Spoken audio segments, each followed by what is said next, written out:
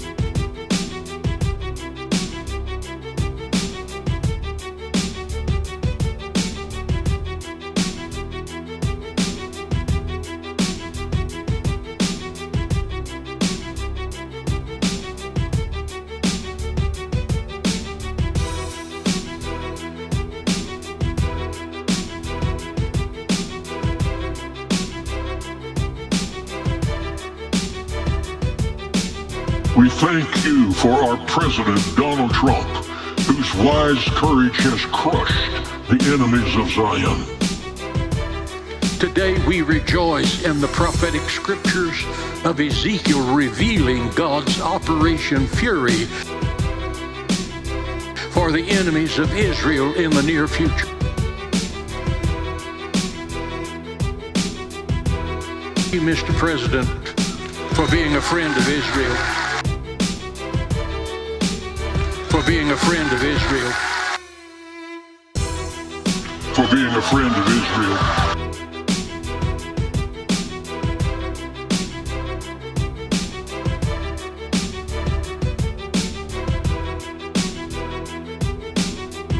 For being a friend of Israel.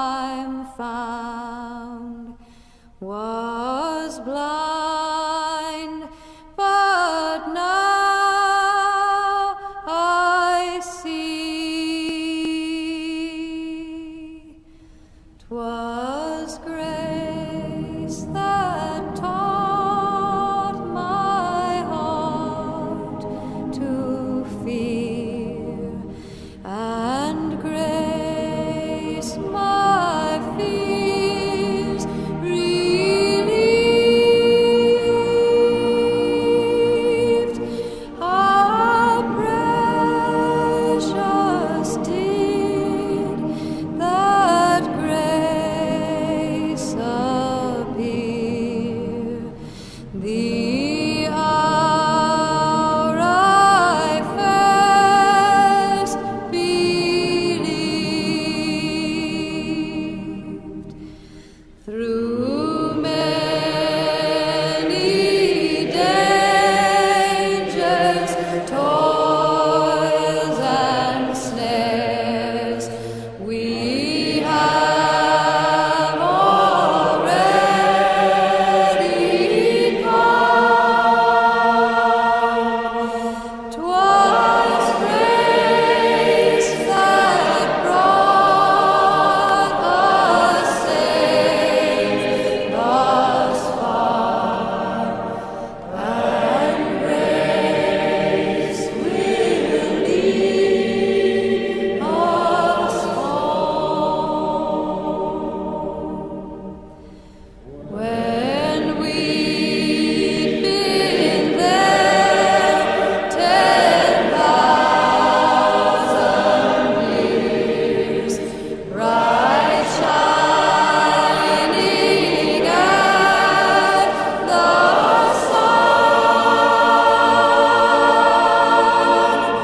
we'd no less days to sing God's praise than when we'd first begun.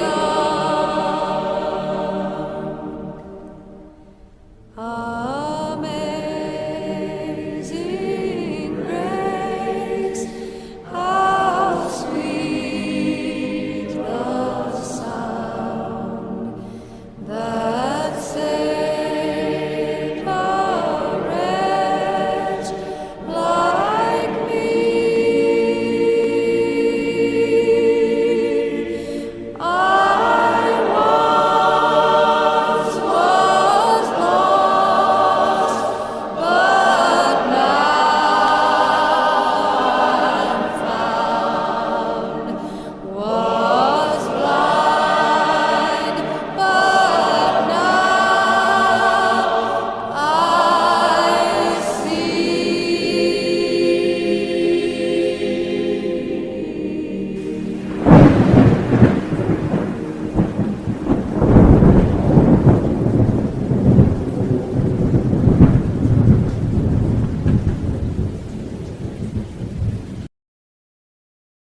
Teaching them to observe all things whatsoever I have commanded you. And lo, I am with you alway, even unto the end of the world. Amen.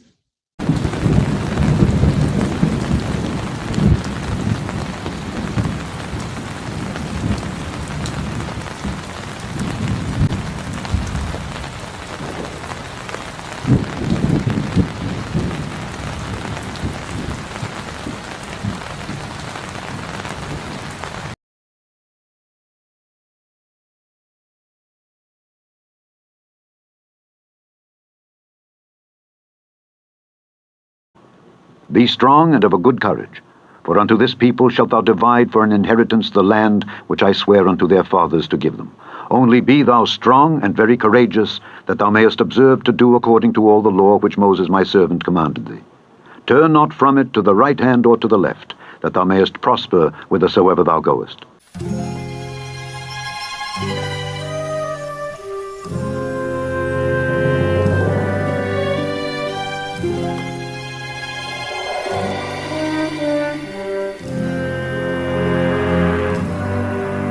When the baton passed from Moses to Joshua years ago, the Eternal gave instruction in the way that he should go. He promised to stay right by his side, to help him understand. Promised to be his strength and guide, to help hold up his hands. Be you strong and of good courage, this is what the Lord commands. To his people he'll divide for an inheritance the land. Be you strong and of good courage, keep the Lord and never turn to the left or to the right hand, then you'll prosper and you'll learn. You'll learn to meditate day and night to savor happiness. Strive to always do what's right, then you shall see success. Be you strong and of good courage, hear these words and do attend. Be not afraid, nor be dismayed, and endure until the end, and endure until the end.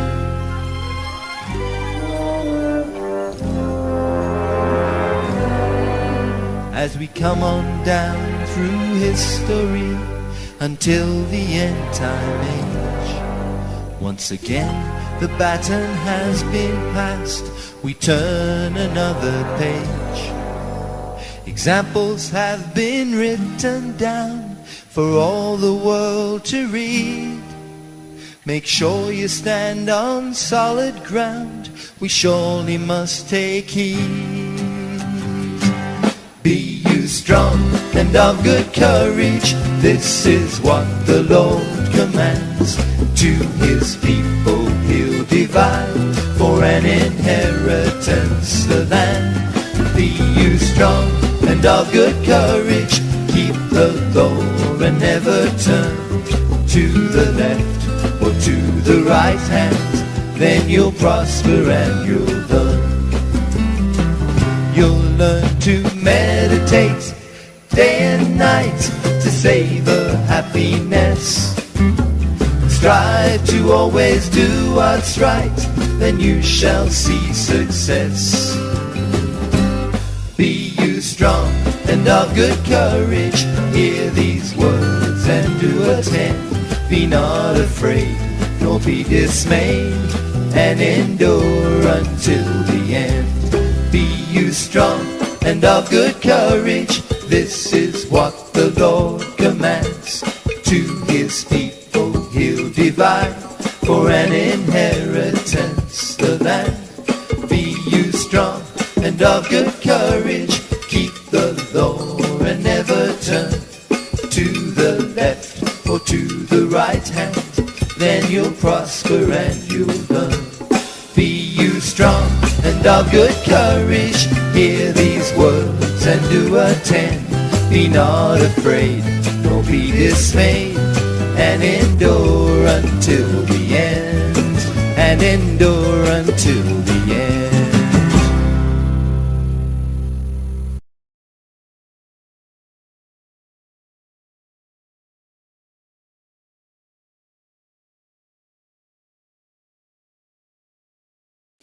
And he had power to give life unto the image of the beast, that the image of the beast should both speak and cause that as many as would not worship the image of the beast should be killed.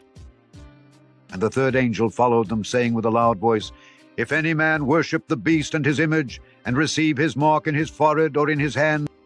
And I saw as it were a sea of glass mingled with fire, and them that had gotten the victory over the beast and over his image, and over his mark, and over the number of his name, stand on the sea of glass, having the harps of God. And the first went and poured out his vial upon the earth, and there fell a noisome and grievous sore upon the men which had the mark of the beast, and upon them which worshipped his image. The overcomers will overcome the beast, and yes, even his image. Much mention is made of this image. In fact, how many times does Revelation mention overcoming the beast and his image as always being together? Almost like a person and the clothing that he or she is wearing. Both remain connected. This documentary is not about proclaiming what the image of the beast is, per se, as this only causes arguments and even more division. We can take the image in several different ways and still wind up at war with each other over this subject. That is not my intention here. I will take a very different approach and lay out the workings of this image. And at the end, you have to decide for yourselves what you think the image of the beast is. I want to show how the beast system works on the minds of humanity and how society around us has indoctrinated the world into the thinking process of the image. And afterwards, you decide for yourselves. What is most important is that we overcome not only the beast system, but also the image and the mindset of it, and the way of life that has been foisted upon this world. And that is to see the image through a different lens, if you will. Most are expecting an idol in a third temple, or AI, or even AI robots of some kind. Quite difficult is this subject, so I bring this one up in an effort to prepare us for whatever shows up, and to be on our guard. So rather than pinpoint what the image is, I choose to bring up how this machine works, and a list of the moving parts that brings it together in a better way for us to understand. So rather than fighting over this, let us look at what we can know for sure and then see what turns up. And I start with this verse that you know all too well. And he had power to give life unto the image of the beast, that the image of the beast should both speak and cause that as many as would not worship the image of the beast should be killed.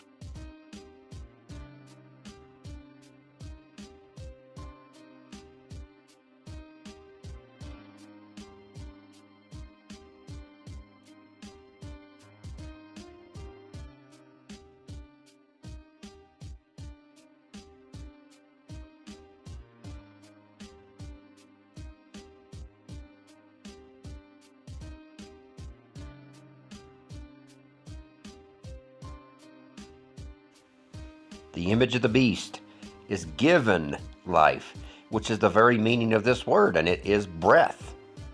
My first question is, how can an idol or robot actually have breath? Number two, and the most argued about, is what is constituted in the word worship. And number three, people are killed for not worshiping the beast and his image. Is there a connection to this killing and the Iran war that is currently going on? We will see as we break it down. And it begins by going back to the basics, and to find out more of what this image is, we should find just what the beast itself is. And he saith unto me, The waters which thou sawest where the whore sitteth are peoples, and multitudes, and nations, and tongues. And the woman which thou sawest is that great city which reigneth over the kings of the earth. The whore of Babylon is shown as a woman, but she is not just one single woman running around causing all sorts of trouble. She is a system, a world-ruling power, and a power center, and all of the people that are under her headship. Being under the headship of Pharaoh in Egypt, for example, if you will, was forced worship of the Egyptian beast system and the image of what daily life was like back then. And I stood upon the sand of the sea, and saw a beast rise up out of the sea, having 7 heads and 10 horns, and upon his horns 10 crowns, and upon his heads the name of blasphemy. And the beast which I saw was like unto a leopard, and his feet were as the feet of a bear, and his mouth as the mouth of a lion. And the dragon gave him his power, and his seat, and great authority. No one will argue that these beasts listed here are nations, countries, empires, or whatever we like to call it. These beasts are all systems or powers. But when it comes to the beast, it is all of a sudden just one man running around with lightning bolts coming out of his fingers. John showed us the rules. The woman is over tons of people. The waters of the earth and the beast are beast. So why wouldn't the beast be any different? Yes, there is always someone ruling at the top at any given time, sure. But we cannot forget all of the people that are being ruled over that makes up the beast system. If a king doesn't have anybody to rule over, then why is he even a king to begin with? Just like many who claim that the kingdom is only Emmanuel himself. But I ask you, doesn't the king have us as servants to his kingdom? And wouldn't that make us a part of the kingdom? The kingdom of Yahweh is not some ethereal nothing and only something in our hearts. Not one kingdom in the beast of Revelation are just something in people's hearts. These are literally kingdoms on the earth, and no one has any problem believing that. So why would Yahweh's kingdom be any different? This backwards thinking comes from out of the deceptions of carnal Christianity. To understand better the image, we have to compare it to the beast itself, and the beast and the image are constantly tied together. Like a movie star, and they have their image that builds them up. So my question here is, why is there an image to the beast to begin with? What purpose could there even be? Well, I can say that those under the worship and control of the beast have a horrifying end coming. So we better find out more concerning this vast subject.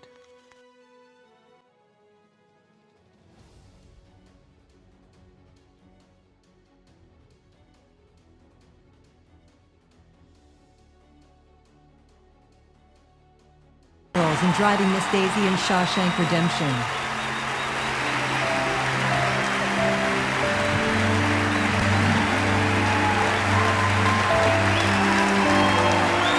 Traveling from Murgatroyd.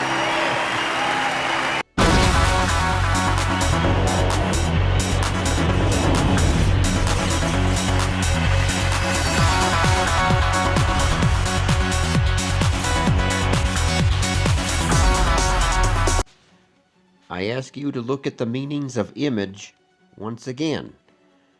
What sticks out here like a sore thumb? Who took special notice of the meaning of likeness? The image is a representation and a likeness to something. Of course, it is a resemblance and a likeness of the beast system itself, and it affects all the people under it. Back in Egypt, the children of Israel were slaves. A miserable life of hard servitude. A forced life of being under the system. And yet Israel was made to build nothing but images representing the likeness of the Egyptian gods and their rulership. And everyone refusing to worship and bow the Egyptian rule sure enough got killed. Do you agree so far? Israel was under the Egyptian beast and its image, under the Egyptian way of life and thinking, its brainwashing, its unending power over the minds of the people of Israel. The Bible word exposed in this lesson is worship. What do you think worship means in the Bible? What is done in church, praise, reverence, or bowing down? Worship has many meanings today. The main meaning given to it is praise, singing, and prayer. Worship is also often used to identify the main Sunday morning service of a church, the worship service. This is different from what worship used to mean. Our style of worship has changed a lot in the past 100 years. It used to be quiet and reverent, with heads bowed. Now it is loud and exciting, with hands and heads raised to heaven. This has affected the way this word is understood in the Bible. This new style of worship in Christianity is different than worship in other religions. In other religions, worshipers come to their temples or shrines and bow before their deity. Christians only bow their heads when they pray. Bowing is not what they do when they worship. The King James Version translates a few different Greek words as worship. Each of them means something different. The one I am talking about in this lesson is proskuneo, the most common one. It is the Greek word behind 60 of the 80 times worship appears in the New Testament. It is also similar in meaning to the Old Testament Hebrew word for worship, shakah. 52 times that the Old Testament tells of someone bowing, it is this Hebrew word for worship, translated as bow instead of worship. 99 times it is translated as worship, and 9 times as to do obeisance. So in the Old Testament, worship is bowing. Proskuneo means the same thing. It means to prostrate oneself in homage. It literally means to kiss, kuneo, forward, pros. It is what a person does when he comes before a king. It is how Christians are supposed to show submission to their God.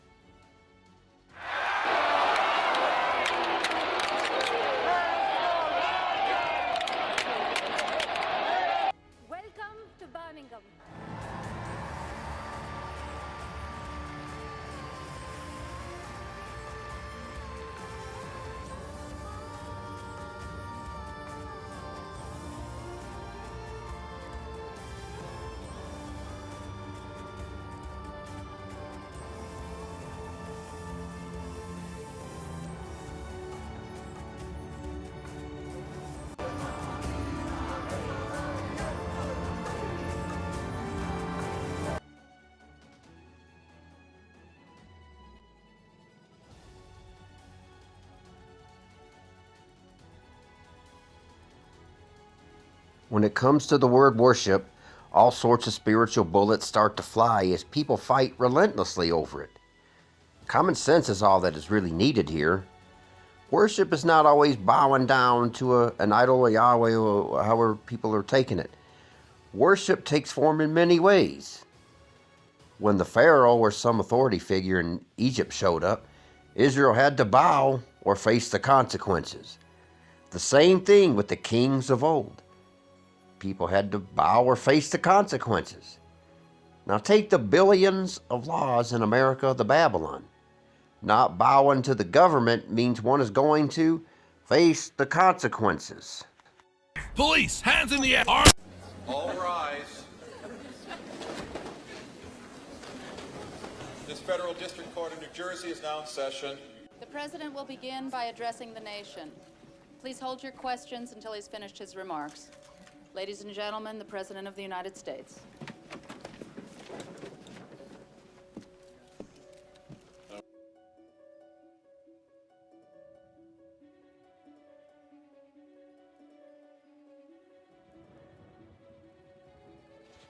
Believe it or not, these are forms of worship.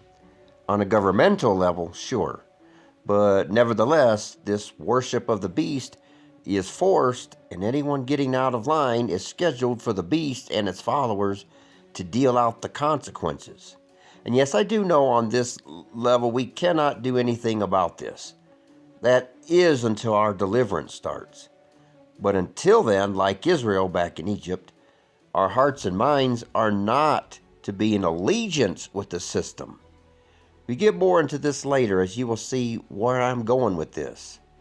Then there is the majority that absolutely loves the system. Their allegiance, hearts and minds are one with the beast and its intents. And most of the churches have been programming the masses into this governmental worship through render unto Caesar and obey those that have rule over you type verses. Talk about treason. Obey them that have the rule over you, and submit yourselves. For they watch for your souls as they that must give account, that they may do it with joy and not with grief, for that is unprofitable for you.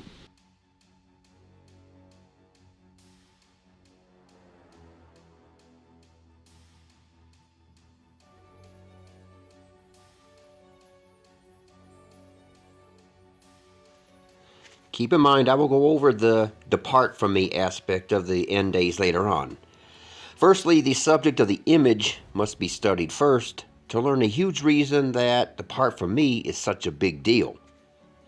Like you, I have wondered that when Israel left Egypt, and in that, according to many, that there was Israelites that chose to remain in Egypt even though freedom was achieved. How many in these last days will refuse to let go of the beast system and its ways of thinking? It is so bad that most have been brainwashed into being dependent upon the very beast system that holds their lives in captivity, even to the point that they do not even know they are in captivity. This mindset is all around the world. Each country will have variations, but the end result is still the same. The bondage to the likeness and image of the beast system is still there, ruled over by the elites at the top. And when somebody gets out of line and pushes back, then here comes the beast to kill, maim, destroy, and ruin. Take Iran, for example. It is ruled by an Islamic spirit, and the Christian whore of Babylon spirit is busy trying to kill Iran, as well as the Judaistic spirit over in Israel. Even as the whore of Babylon took out Saddam Hussein in Iraq, Assad in Syria, Hezbollah, Gaddafi in Libya, and on it goes. They was not going to bow and worship to the beast in its image life that it thinks people should do. So the beast moved on in to kill its enemies. And this has been happening on a national level as well as on a personal level. Take, for example, anyone who would have a cure for cancer. They're not going to allow that. That's not the beast system and its image, its way of thinking. They took them out. Anyone that gets in the way just gets eliminated. Is that not true? And world leaders, or whether it's something in the medical industry or free electricity, you name it, anyone not going along with the system that Satan has set up through his beast system just gets killed and eliminated. So conspiracy or not, anyone coming against the image and thinking of the beast has been taken out and will continue to. They want us sick, broken, miserable, while convincing people that this is the way life was meant to be. Hardly. Yahweh didn't create us to live like this, and then says it is good. We can see that the image of the beast contains a mindset. It is a universal mindset that is outright calling Yahweh a liar in a million different ways, and most do not even know about it. So now I will show you where this worship is headed. And then we compare it to the beginning and see where we land. The image, the thinking process of those under the beast system do speak as Revelation says. And yes, technology is also included. We are not there yet. Now we look at the word life once more.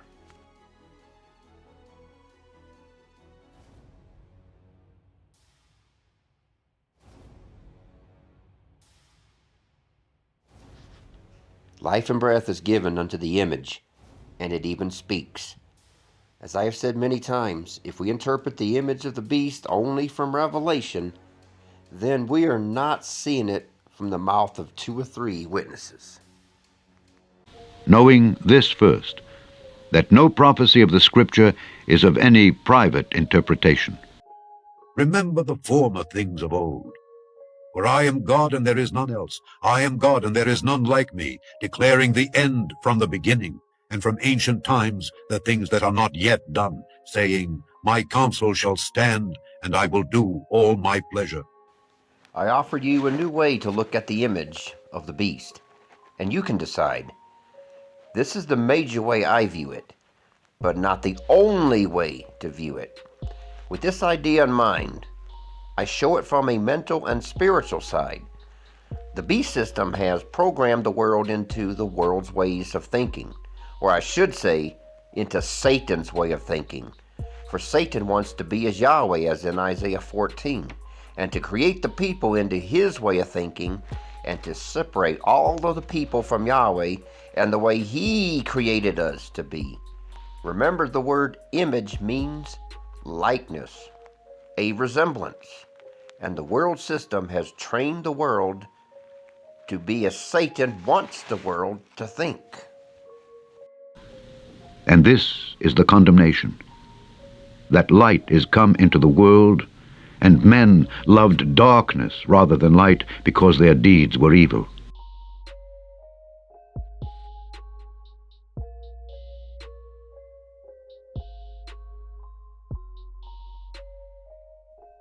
And they say to him, the God of the Hebrews has called us to him.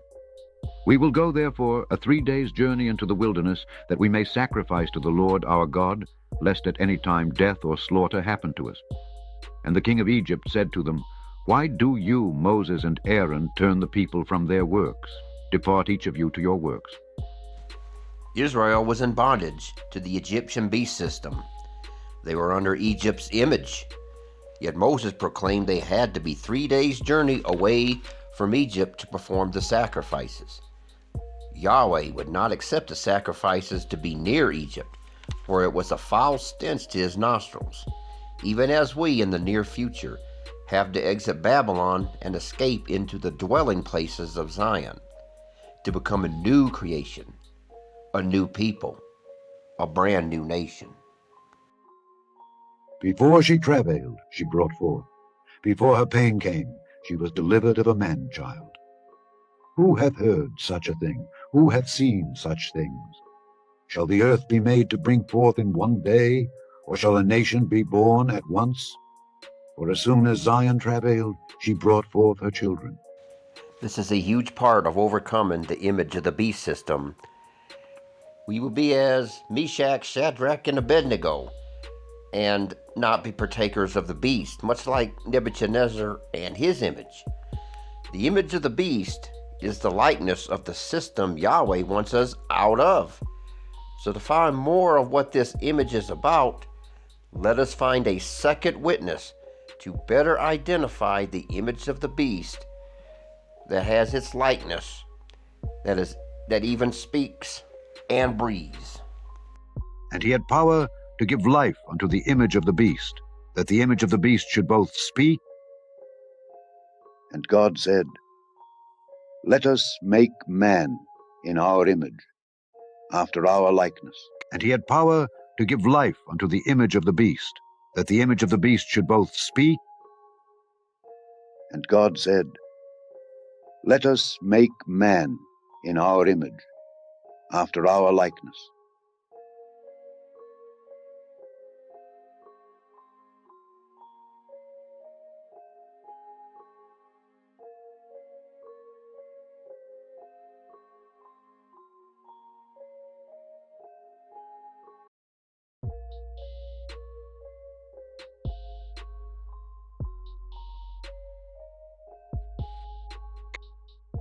And the third angel followed them, saying with a loud voice, If any man worship the beast and his image, and receive his mark in his forehead or in his hand, the same shall drink of the wine of the wrath of God, which is poured out without mixture into the cup of his indignation.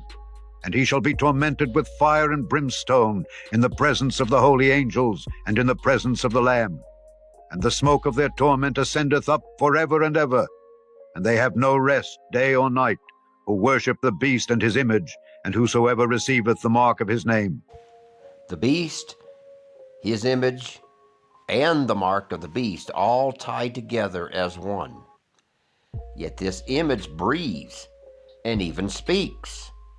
And no robot or statue can actually breathe, but humans can. You're wondering who I am. Secret, secret, I got a secret. Machine or mannequin. Secret, secret, I've got a secret. With parts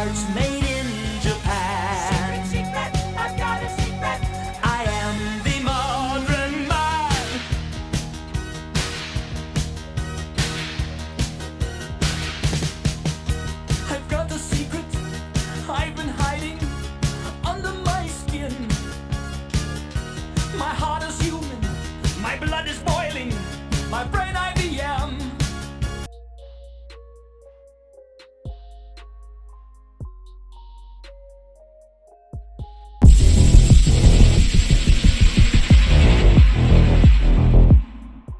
For decades, Ray Kurzweil has been an unofficial spokesman for the transhumanist movement. And in 2008, he said that humans would become infused with nanorobots, which would vastly improve the human body. If you go out even to 2045, that's only 4 decades from now, most of our intelligence, of our human civilization will be non-biological. We're going to put this inside our bodies and brains. So we're going to become machines, but not, and if you say that, then people go, well, I don't want to become a machine, because they're thinking of machines as we knew them from the 19th century, which were much lesser than humans, and machines today are still lesser than humans. I'm talking about a new type of machine that's actually greater, more subtle, more supple, more intelligent, more creative, more beautiful than humans. Psychology. But if we come round to the vaccine, I said last time that what will be in that vaccine will be other things that will create human ill health, which can then be used to further impose imposition. But the crucial thing, this is why they want everyone vaccinated. This is the crucial thing. In there will be nanotechnology chips, but forget microchips as you know them. It's called smart dust, nanobots. These are tiny nano machines, not just chips, machines. And the idea is to put that in the body, and then the nano machines start replicating and changing the body from the biological body that we have become used to increasingly a synthetic body. Segment, the vaccine. When we poke ya, well, we know you're gonna be safe from COVID infecting you. When you go out, yeah, I know you're gonna hug and not worry, it might kill you. And we will shoot 500 vials and we will stick 500 more just to be the vaccine who shoots 500 vials. What are you waiting for?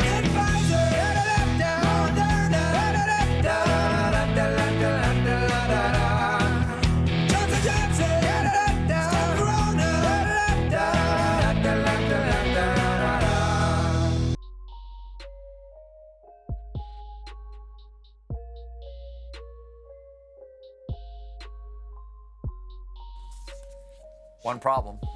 Anti-vax theories are on a collision course to crazy town. Like the theory pulled from the ass of someone testifying before an Ohio Health Committee hearing named Dr. Sherry Tenpenny. Oh my God! She's right! It's the dreaded Thanksgiving kids table syndrome! Ah! Ah!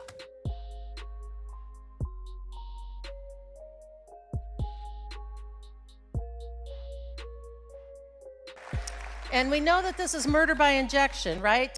And you're supposed to give this as sacrificing your children to Balak, to Baal.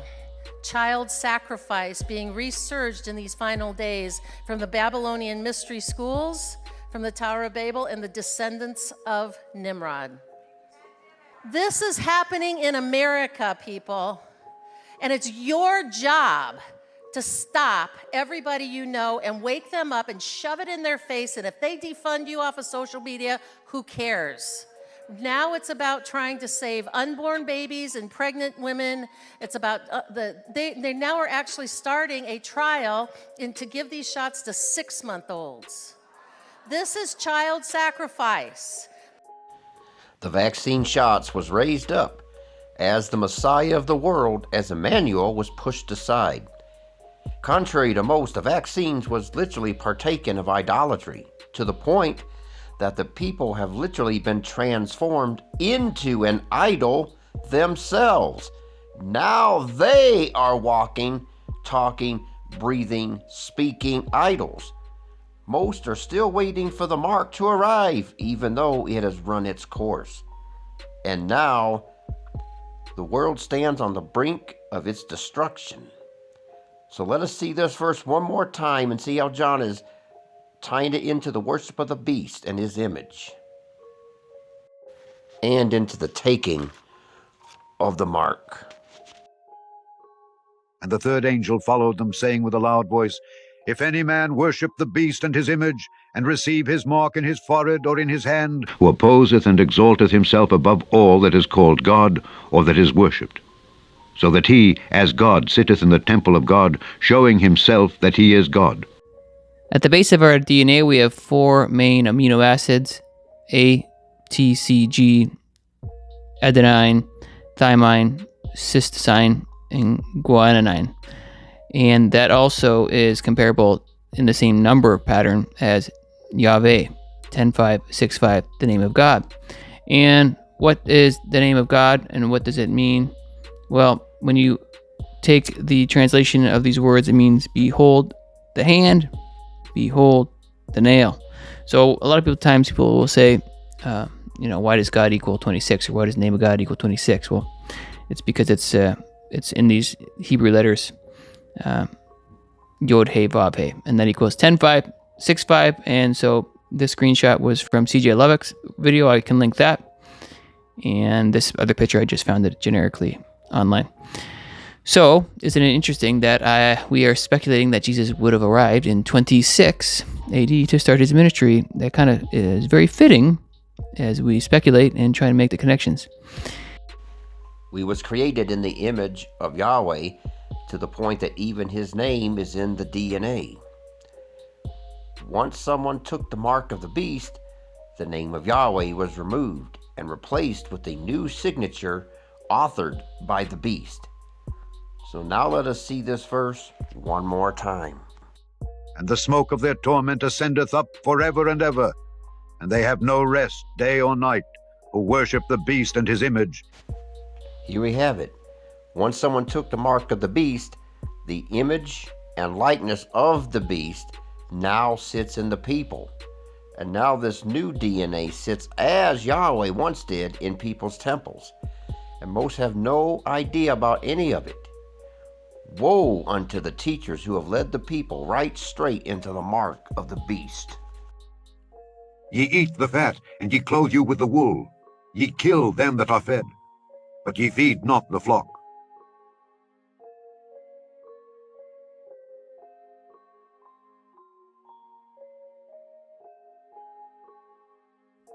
The diseased have ye not strengthened, neither have ye healed that which was sick, neither have ye bound up that which was broken, neither have ye brought again that which was driven away, neither have ye sought that which was lost, but with force and with cruelty have ye ruled them.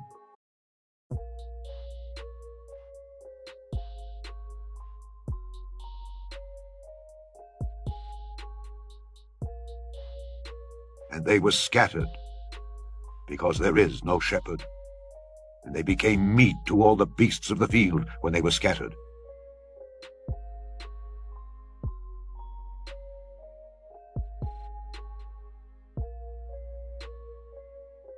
Thus saith the Lord God, Behold, I am against the shepherds, and I will require my flock at their hand, and cause them to cease from feeding the flock.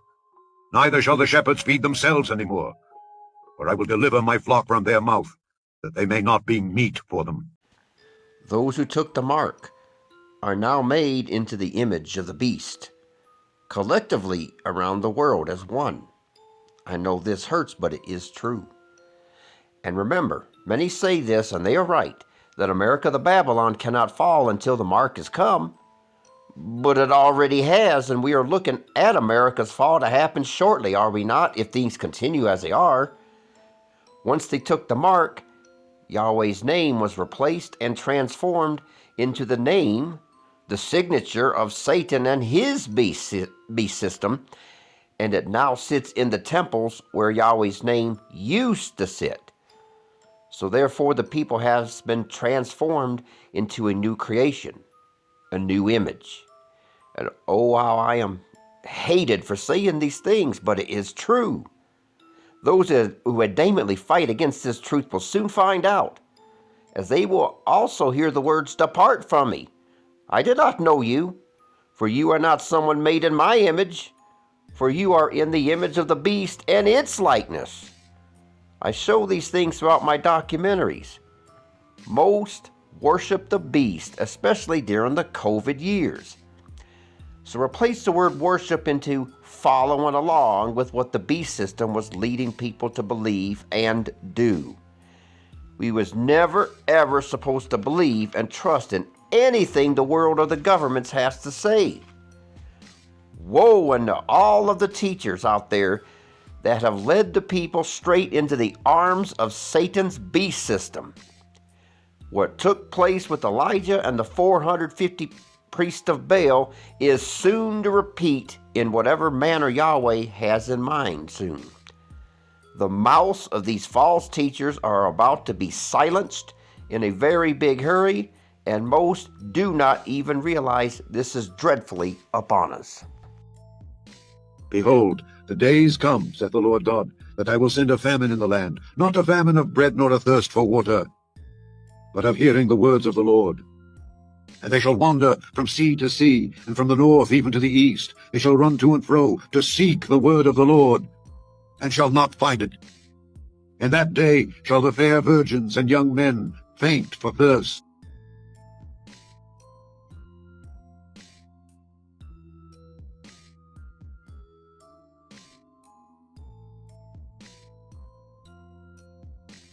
So Jeremiah wrote in a book all the evil that should come upon Babylon, even all these words that are written against Babylon.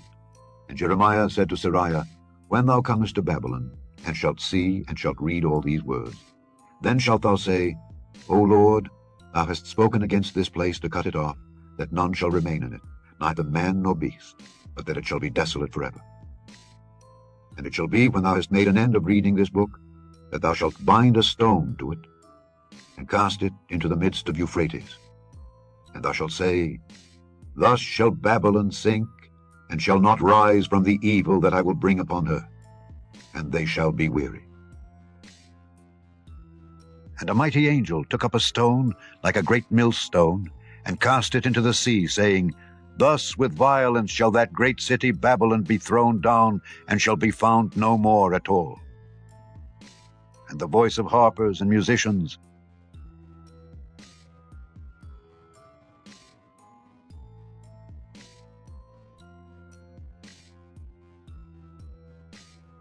and of pipers and trumpeters shall be heard no more at all in thee.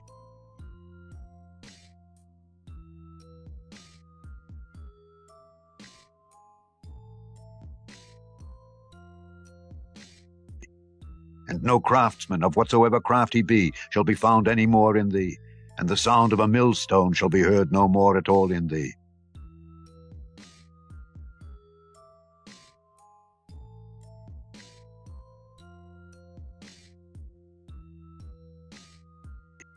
And the light of a candle shall shine no more at all in thee.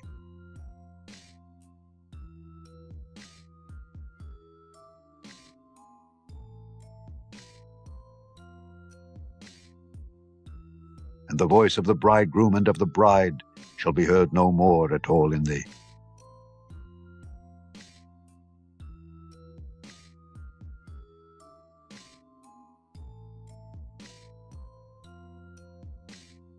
For thy merchants were the great men of the earth, for by thy sorceries were all nations deceived.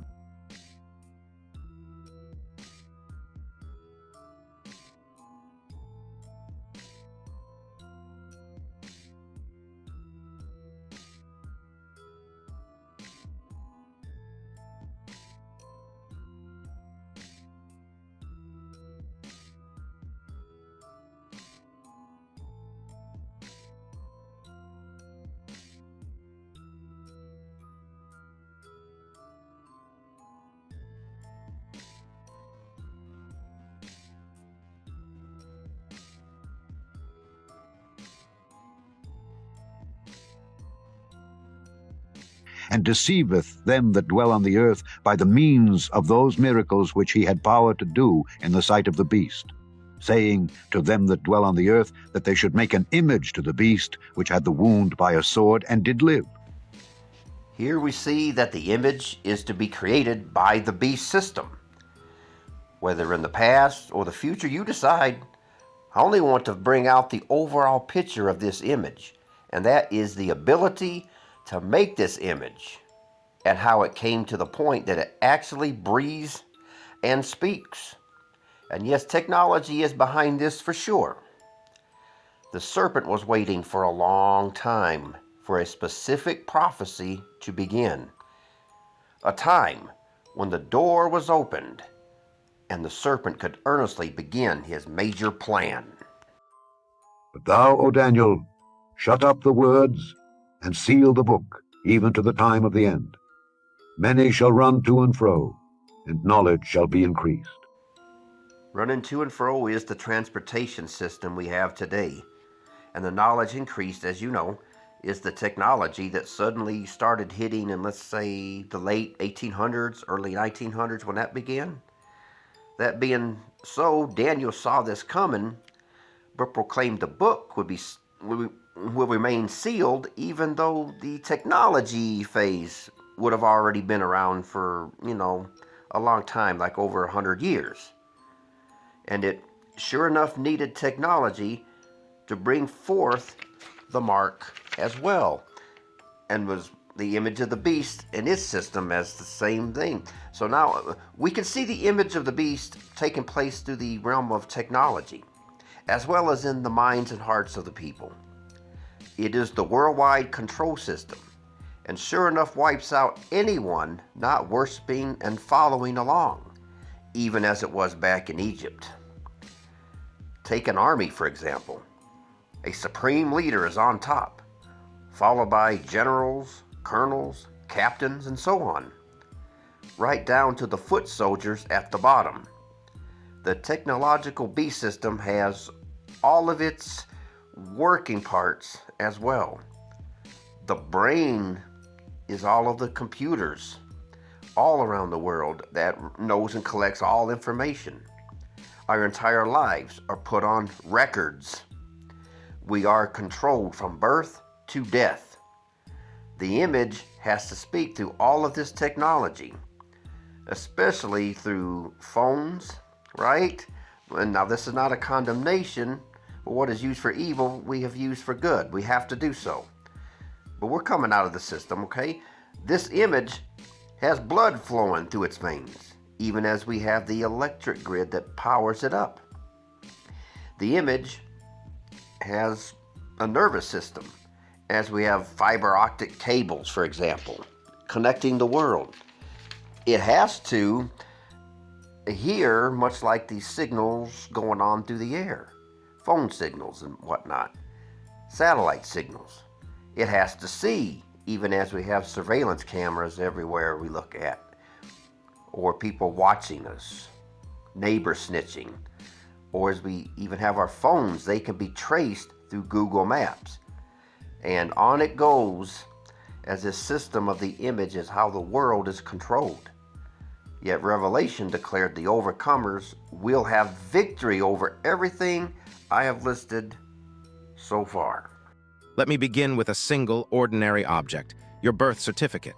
Maybe it sits folded in a drawer or lives as a PDF on your phone. You use it at the DMV to get a passport to enroll a child in school. It feels like a natural artifact, an incontrovertible statement that you exist, that you were born, that somebody somewhere acknowledged the moment you entered the world. But this sense of inevitability masks a historical fact that should give us pause. For most of human history, people lived without this kind of standardized, state-issued credential. The birth certificate, as we know it, is recent, and in many parts of the world, astonishingly sudden. How pre-modern societies kept track of people. The Roman census recorded households, property, and civic obligations. It was the household that mattered, not the individual as a numbered point in a ledger. Medieval Europe relied on parish registers. Baptisms, marriages, burials were recorded by clergy. Those records worked because recognition was social and local. Your existence was testified to by family, neighbors, and faith communities. Administration was distributed. Identity was produced through relationships and memory, not through a single government file you could pull from a bureaucratic drawer. Remember, Moses and Israel had to leave Egypt to perform the sacrifices. What does that say about us? Are we property of the state, or are we property of Yahweh? I can tell you this for sure, we will have to physically leave Babylon or wherever else people are in the world. And once we do, we will be shedding off all of the things of Babylon that has kept us under the system. There will not be driver's licenses, birth certificates, or social security cards in Zion, or anything else that ties us in to the control or thinking of the beast system. We will be renewed into the kingdom ways and leave Babylon behind. Even as Pharaoh, America the Babylon has raised itself up as God and absolutely will not let us go free. In those days and in that time, saith the Lord, the children of Israel shall come, they and the children of Judah together, going and weeping. They shall go and seek the Lord their God. They shall ask the way to Zion, with their faces thitherward, saying, Come and let us join ourselves to the Lord in a perpetual covenant that shall not be forgotten. Remove out of the midst of Babylon, and go forth out of the land of the Chaldeans, and be as the he-goats before the flocks.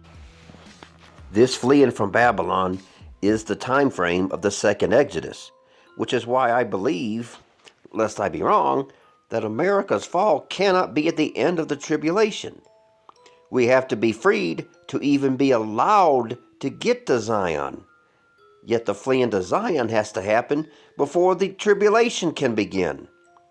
We will soon learn what the outcome will be. Or maybe this Iran war is yet another false alarm and goes away again, like it did in 2025. Yet I know most just want things to hurry up and get going already. Me too. I know it will be quite frightening. But let's get this show on the road already. Therefore, behold, the days come, saith the Lord, that they shall no more say, The Lord liveth, which brought up the children of Israel out of the land of Egypt. But the Lord liveth, which brought up and which led the seed of the house of Israel out of the north country, and from all countries whither I had driven them. And they shall dwell in their own land. This is the beginning of the last days move of Zion we have all been waiting for. The statement by Jeremiah is a big one to make. This last days second Exodus is so great that the first Exodus will seem quite small compared to what is about to happen. Yet this statement is made in the same time that the false teachers are going to be judged, and that is soon upon us. And yes, every last teacher has errors till all is straightened out in Zion. The difference is those refusing to believe the truth versus those who fight to come into the truth.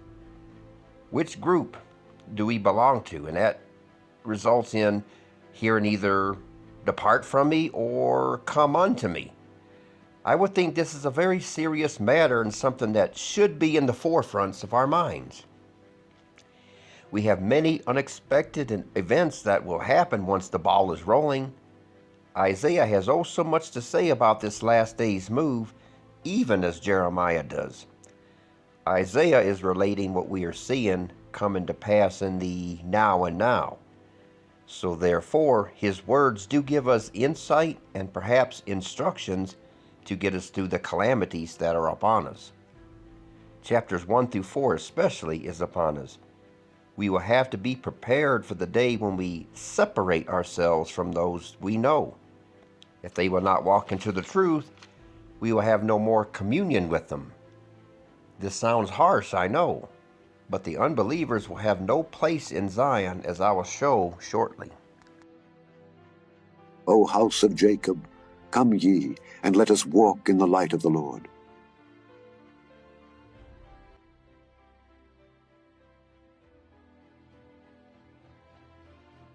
Therefore, Thou hast forsaken thy people, the house of Jacob, because they be replenished from the east, and are soothsayers like the Philistines, and they please themselves in the children of strangers.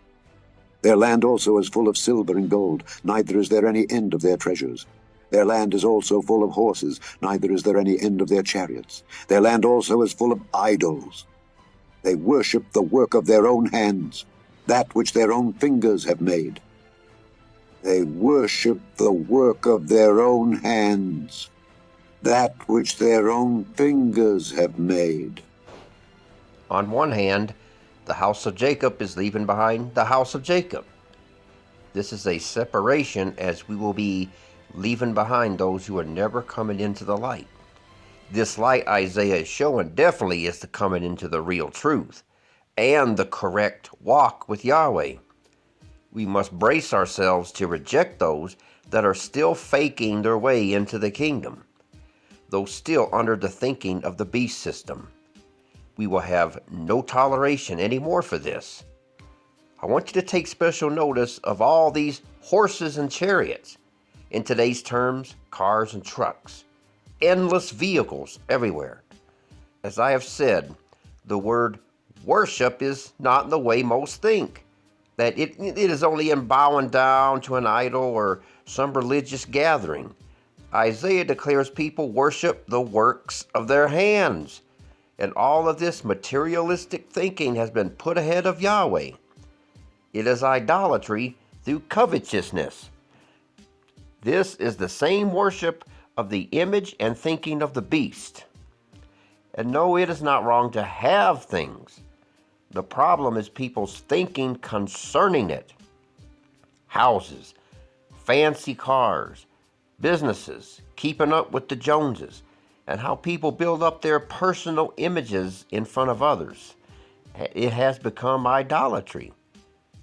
Yes, Yahweh wants us to have things, but in what ways have they been out to pursue the acquisition of goods? Not everyone.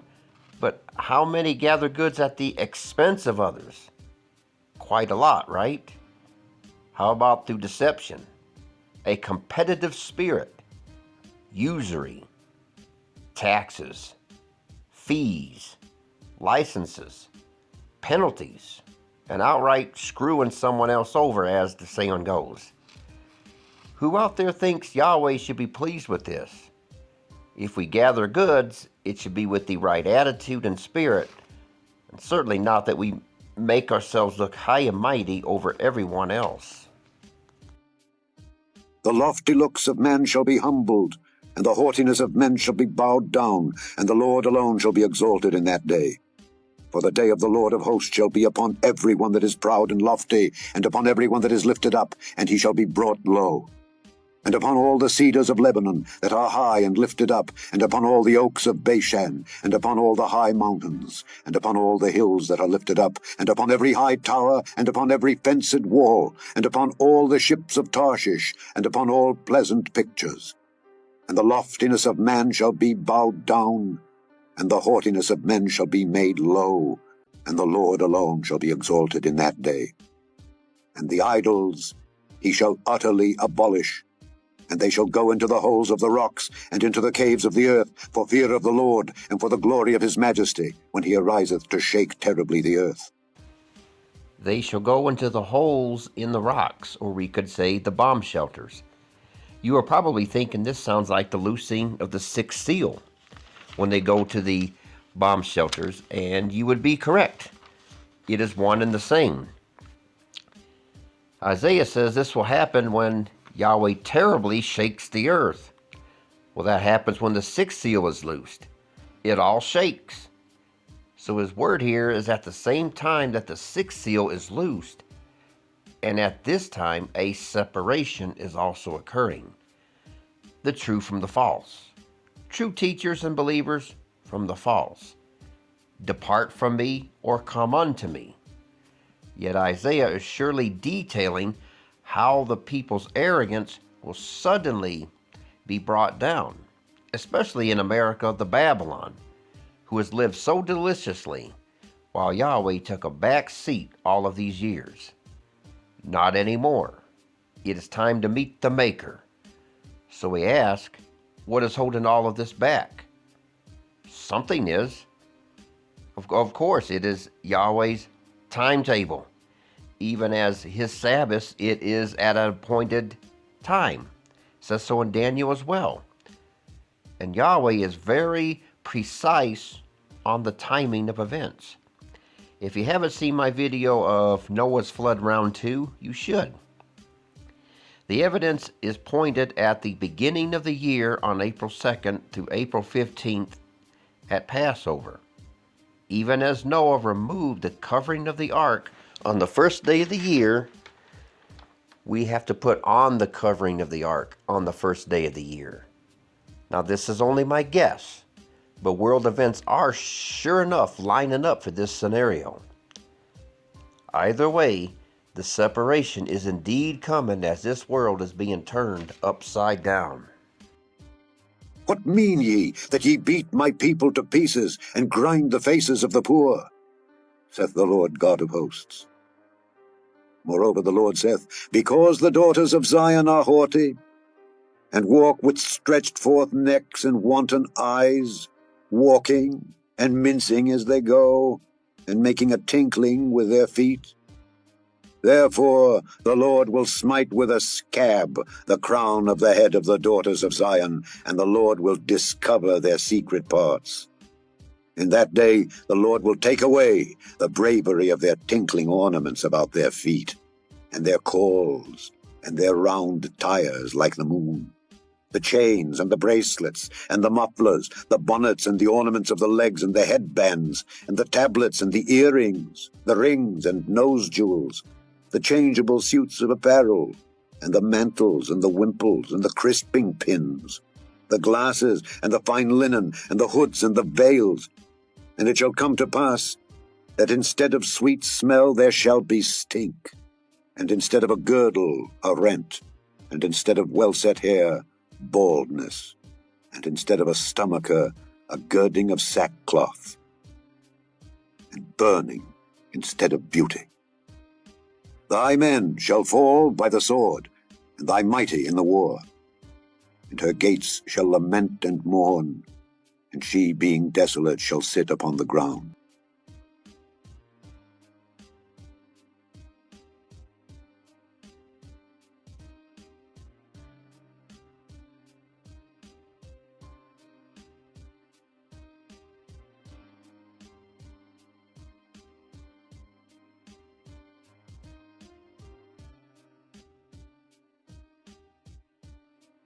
The sinners in Zion are afraid.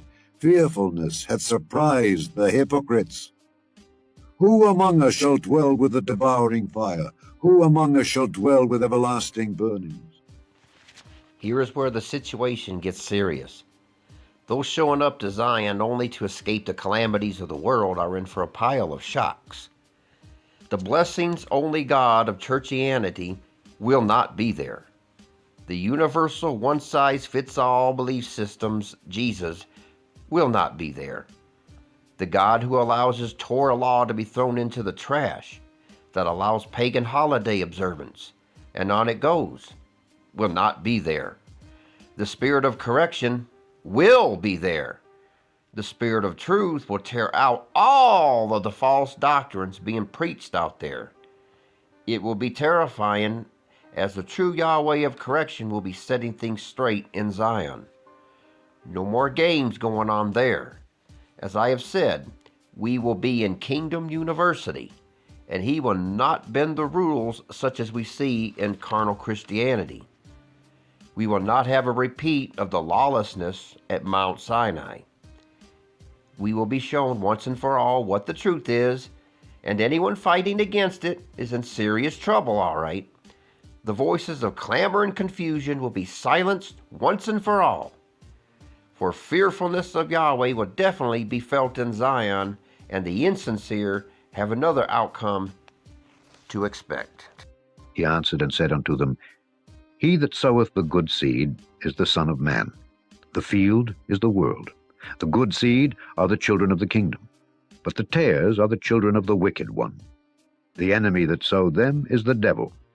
The harvest is the end of the world, and the reapers are the angels. As therefore the tares are gathered and burned in the fire, so shall it be in the end of this world. The Son of Man shall send forth his angels, and they shall gather out of his kingdom all things that offend, and them which do iniquity, and shall cast them into a furnace of fire. There shall be wailing and gnashing of teeth. Firstly, he gathers those who offend. They receive a "depart from me, from my house" type of message. But where are they gathered out from? In heaven or on the earth? Messiah plainly says his kingdom is on the earth and not just a feeling in our hearts. Image of the beast thinking belongs to those of the tares which are most. They have been created in his image and likeness, even as we are to be in Yahweh's image and likeness. And this is the end of the world and not Judgment Day. This is after the millennium when Judgment Day comes. The furnace of fire is indeed the horror of the tribulation hour. And I know people argue over and over what this means. But let's continue. Weeping is to weep as the consequences are reaped, and the gnashing is to be enraged. So therefore, both sides are taking place as many weep. As others will be enraged, the Yahweh has left them in the midst of destruction. And what might be a big reason for all of this? Those under the image of the beast are scheduled for destruction as those who are under the mark of the beast. What happens as these people are finding out once and for all just what the mark of the beast is, even after all of the denial? Some way, somehow, they will be forced to accept that they have taken the mark of the beast that they were still waiting to begin, all because of the false teachings that we were warned to watch out for, as in Jeremiah chapter 23, from all of the false teachers that were never called to begin with. That I hope you realize that taking the mark of the beast will not be an inadvertent or accidental act that will cost you your very soul. Those taking the mark of the beast will know exactly what it means when they choose to accept it. No believer will be blindsided into accepting a mark they do not understand. With which he deceived them that had received the mark of the beast. No believer will be blindsided into accepting a mark they do not understand. With which he deceived them that had received the mark of the beast. No believer will be blindsided into accepting a mark they do not understand. With which he deceived them that had received the mark of the beast. And why taking the COVID vaccine is not the mark of the beast. I tell you, look up the Greek for the meaning of the word mark. Just look it up. What's the Greek mean? Badge of servitude. It's a stamp. That's the meaning. A stamp, an etching.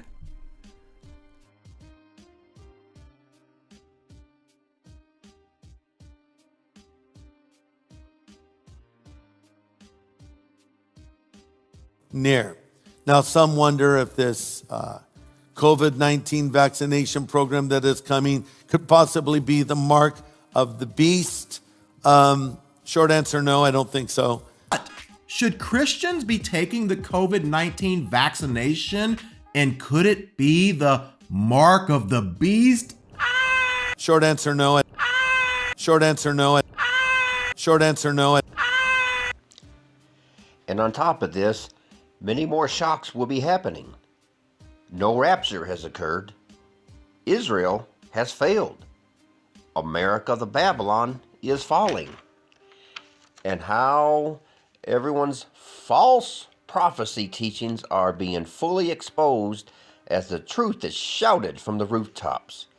What a dreadful end it all is.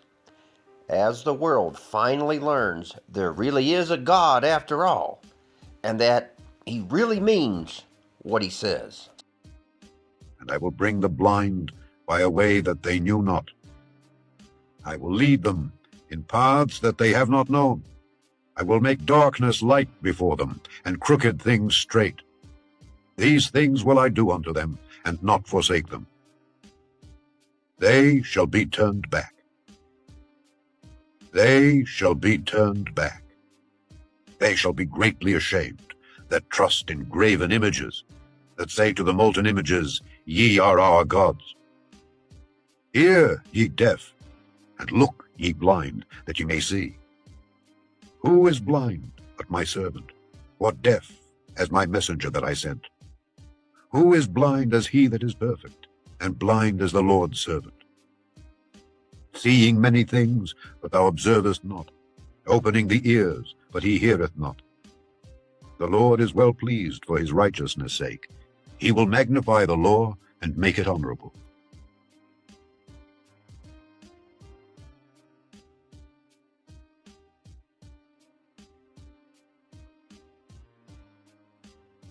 But this is a people robbed and spoiled. They are all of them snared in holes, and they are hid in prison houses.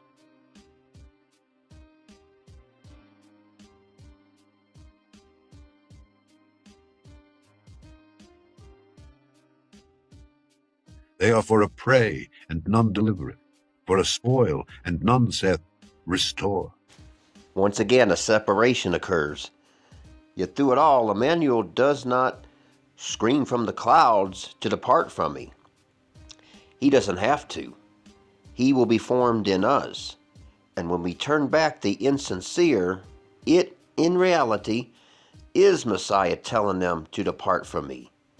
We will be speaking in line with his intents and his instructions. These were redeemed from among men, being the firstfruits unto God and to the Lamb. And in their mouth was found no guile, for they are without fault before the throne of God. If the overcomers no longer have guile in their mouths, wouldn't that mean everyone else does? And speaking in line with the lawful one above, will we allow those who trust in idolatrous worship? Those who teach 1,000 different Jesuses that is full of a hodgepodge of different interpretations of every doctrine we can think of? And I have put my words in thy mouth, and I have covered thee in the shadow of mine hand, that I may plant the heavens, and lay the foundations of the earth, and say unto Zion, Thou art my people. Thy watchmen shall lift up the voice, with the voice together shall they sing, for they shall see eye to eye, when the Lord shall bring again Zion. For they shall see eye to eye, when the Lord shall bring again Zion. Meaning of the English idiom, see eye to eye. To see eye to eye with someone means to agree with them, to think alike, to have similar opinions or viewpoints. Examples of use. Frank and I could never see eye to eye on anything. The two detectives made bad partners. They could not even see eye to eye on what to have for lunch. Origin of idiom. This idiom is thought to derive from the Bible, the book of Isaiah, chapter 52, verse 8. Thy watchmen shall lift up the voice, with the voice together shall they sing, for they shall see eye to eye when the Lord shall bring again Zion. Arguing over what Scripture means will be over in Zion. And Zion is a people. The very overcomers of the last days will know this one all too well. They will have overcome the beast and his image. They will no longer be a part of the system, but will be delivered from it. Isn't it amazing? At long last, the people of Zion will finally see eye to eye, and the arguing over Scripture will be ended as the crooked things are made straight. Yet those showing up to play games in Zion will be shocked to the core as they come face to face with the spirit of correction, and those who are not truly sincere will be turned back. Then shall the kingdom of heaven be likened unto 10 virgins, which took their lamps and went forth to meet the bridegroom. And 5 of them were wise, and 5 were foolish. They that were foolish took their lamps, and took no oil with them. But the wise took oil in their vessels with their lamps. Depart ye, go ye out from thence, touch no unclean thing. Go ye out of the midst of her, be ye clean, that bear the vessels of the Lord. But the wise took oil in their vessels with their lamps. Be ye clean, that bear the vessels of the Lord. While the bridegroom tarried, they all slumbered and slept. And at midnight there was a cry made, Behold, the bridegroom cometh, go ye out to meet him. Then all those virgins arose and trimmed their lamps. And the foolish said unto the wise, Give us of your oil, for our lamps are gone out. But the wise answered, saying, Not so, lest there be not enough for us and you, but go ye rather to them that sell, and buy for yourselves. And while they went to buy, the bridegroom came, and they that were ready went in with him to the marriage, and the door was shut. Afterward came also the other virgins, saying, Lord, Lord, open to us. But he answered and said, Verily I say unto you, I know you not. If you haven't seen my documentary of the 10 virgins, you can get to the link from my YouTube video to see it. Now, the official video was censored on YouTube, so you have to get the link from that and see it on Brighteon. A call is made that the bridegroom is on the way, but not quite here yet. And both groups of virgins are preparing for his return as the move of Zion is beginning. I know it is sad, but those who still remain under the mind of the beast, or who are insincere or took the mark of the beast, will be turned back. They will be sent into the outer darkness of the tribulation hour, when they will weep and gnash the teeth. Yet those who are truly his will be gathered from around the world into the greatest move ever seen. And the serpent has most still believing the kingdom only comes after his return, as well that there is not a literal kingdom coming. What a shock most have coming soon. The Lord hath made bare his holy arm in the eyes of all the nations, and all the ends of the earth shall see the salvation of our God. Depart ye, go ye out from thence, touch no unclean thing. Go ye out of the midst of her, be ye clean, that bear the vessels of the Lord. For ye shall not go out with haste, nor go by flight. For the Lord will go before you, and the God of Israel will be your rear ward. And I heard another voice from heaven saying, Come out of her, my people, that ye be not partakers of her sins, and that ye receive not of her plagues. As it was in Egypt, so shall it be once more. These shall hear the come unto me message. They sure enough experienced it back in Egypt. I can't help how depart ye is similar to Babylon has fallen, has fallen. I can certainly say that America the Babylon will not let us go, even as Pharaoh. That is, until the destruction is fallen on its head. Perhaps not with 10 plagues like in Egypt, but it does say not to touch the unclean thing, as we are to come out of her sins and physically come out of America the Babylon, as she will receive the plagues. The verses are too similar to ignore, but this being the case, I want you to consider a possibility within the language of Isaiah in this same chapter of 52. I already showed you of a deliverance starting earlier in the chapter, and all of a sudden he seems to talk about the past on crucifixion day. Behold, my servant shall deal prudently. He shall be exalted and extolled, and be very high. As many were astonished at thee, his visage was so marred more than any man, and his form more than the sons of men. So shall he sprinkle many nations. The kings shall shut their mouths at him. For that which had not been told them shall they see, and that which they had not heard shall they consider. Isaiah appears to talk of the damage done to Messiah at the crucifixion. It seems to be a mixture of the Messiah's mission back then with a connection to deliverance when the true move of Zion begins. But we know that the last days move of Zion did not begin back then. It is reserved for the last days. So why make mention of Messiah and how he was so marred at a time that we are to begin our departing? I am only guessing here, but could this be hinting that our deliverance is beginning with a particular Passover in the last days? I just want to bring it up.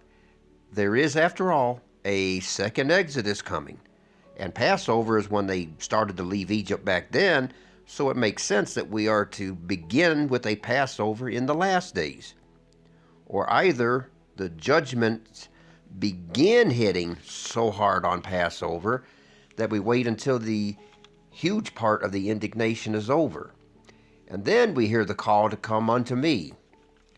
Why might I be bringing this up? And is it possible that 2026 might be the year? Because if it is, the call to go meet the bridegroom is coming very shortly. So I will go over a possible timeline and you decide. But if the call to come unto me is soon, then this is more than worth the time to bring it forth. And remember, in our DNA is 10565. Added together is 26, much like 2026. And with the Iran war, it certainly has the momentum. So this section is about possible timing, but does go in line with the call to come unto me. Now learn a parable of the fig tree. When his branch is yet tender and putteth forth leaves, ye know that summer is nigh.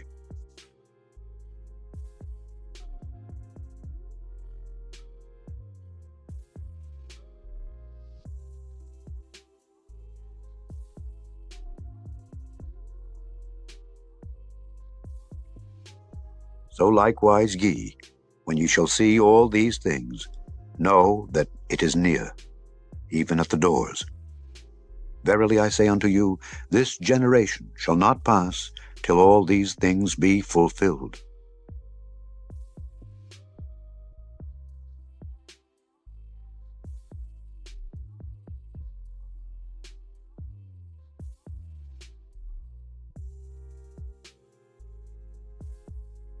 But as the days of Noe were, so shall also the coming of the Son of Man be. For as in the days that were before the flood, they were eating and drinking, marrying and giving in marriage, until the day that Noe entered into the ark, and knew not until the flood came, and took them all away, so shall also the coming of the Son of Man be.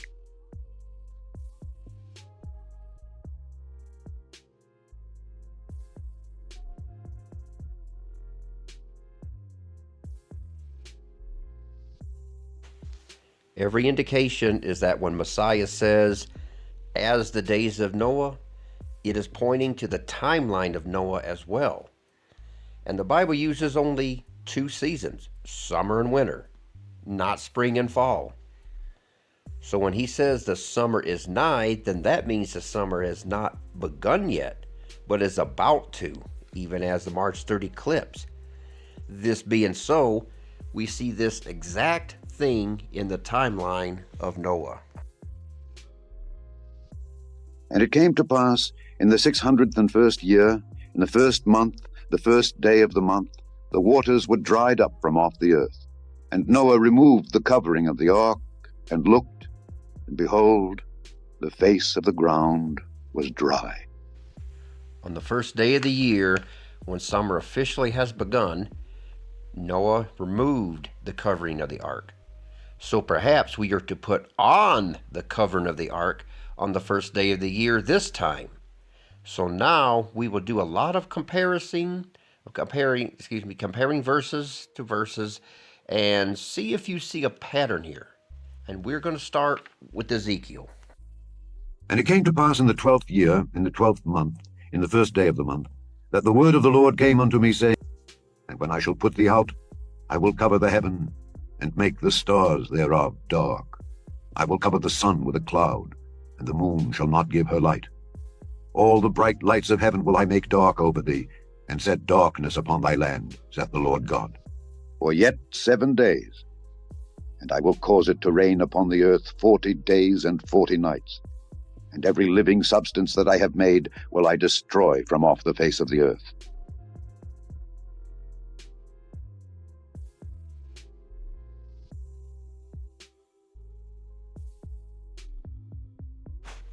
This prophecy was deliberately on the first day of the 12th month, as Ezekiel was saying, even as we had the blood moon eclipse on that same exact day.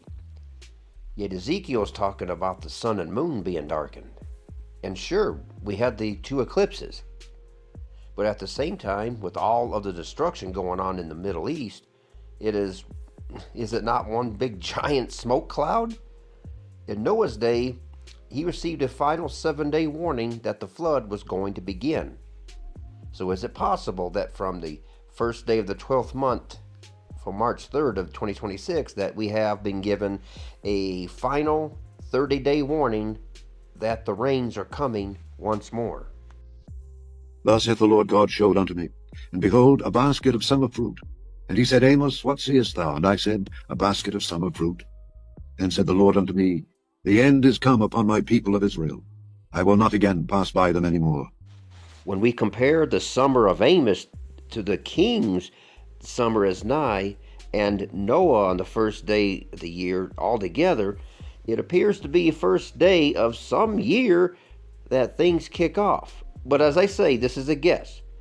But hold on, it gets more interesting. I can't help but think that the king said the summer is nigh, even as we have 1 month of the Iran war before the new year. Unless this is another false alarm and it all just goes away again. Shall not the land tremble for this, and every one mourn that dwelleth therein? And it shall rise up wholly as a flood, and it shall be cast out and drowned, as by the flood of Egypt. This whole scenario Amos is speaking of is paralleling the judgments cast on Egypt, except it is hitting everywhere this time. Wholly as a flood must mean everything is hitting all at once, rather than 10 separate plagues like in Egypt. This being so, is there a possibility in the timeline we should consider? I say absolutely. Noah's flood began on the 17th day of the 2nd month, but when it was all over, he removed the covering of the ark on the 1st day of the year. This cannot be coincidence. It is my thinking that the second end of the world might begin on the very day that it was safe enough to remove the covering of the ark. But yet Noah and his family had to remain in the ark until the 27th day of the 2nd month. And in the 2nd month, on the 27th day of the month, was the earth dried. And God spake unto Noah, saying, Go forth of the ark, thou, and thy wife, and thy sons wives with thee. What is interesting about this? Why leave out of the ark on the 27th day of the 2nd month, but remove the covering of the ark on the 1st day of the year? On the first end of the world, it rained for 40 days and 40 nights. Is the second end of the world being as the timeline days of Noah, but the timing does the kind of flip-flopping, and things always seems to revolve around Passover. The Messiah was crucified on the 14th day of the month. He laid in the tomb on the 15th day of the month. He was resurrected on the morning of the 16th day of the month. And Noah's flood began the 17th day of the 2nd month. Yet the king started doing something on the 17th day of the 1st month. Now let us take a look and see.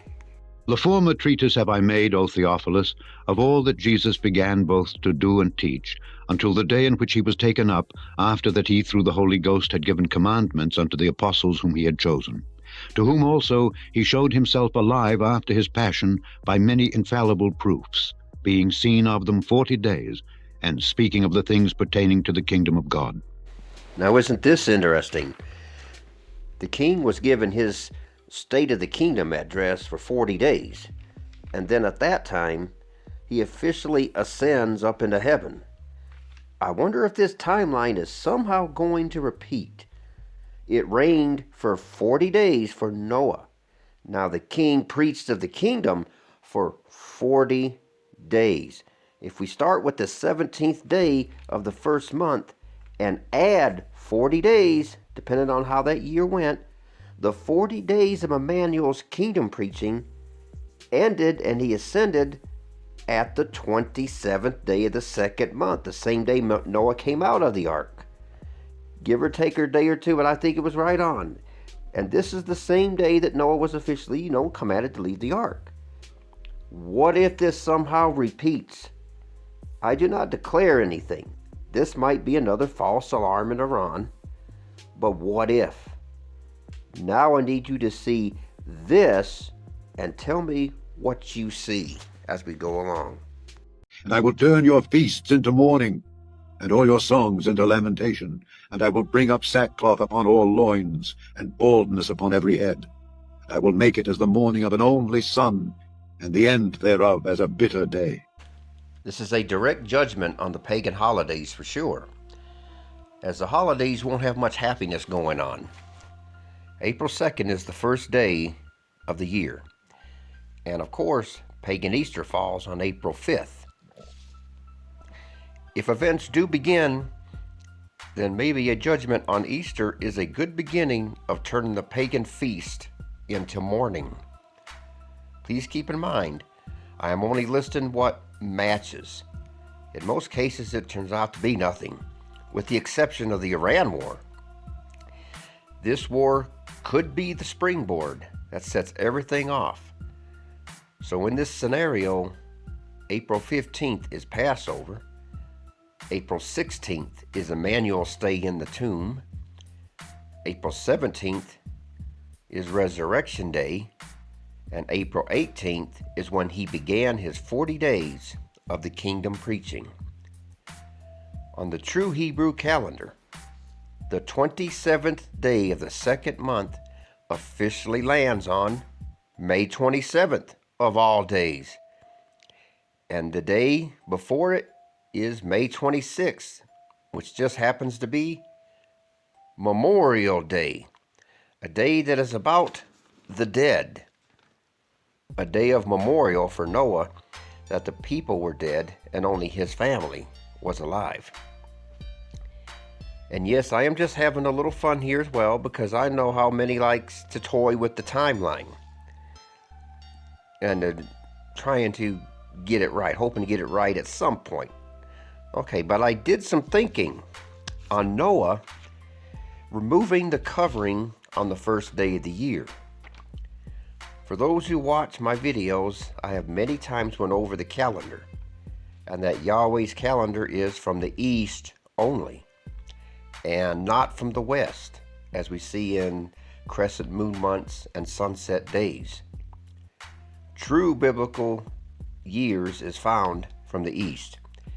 Even as Noah removed the covering on the ark, whatever the covering happens to be, and then I was wondering to myself, if it is possible that it might have something to do with the overcoming elect and other events in prophecy, along with the Iran war going on right now.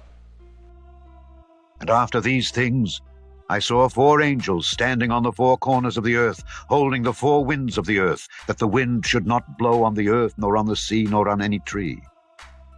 And I saw another angel ascending from the east, having the seal of the living God. And he cried with a loud voice to the 4 angels, to whom it was given to hurt the earth and the sea, saying, Hurt not the earth, neither the sea, nor the trees, till we have sealed the servants of our God in their foreheads. They're violent people.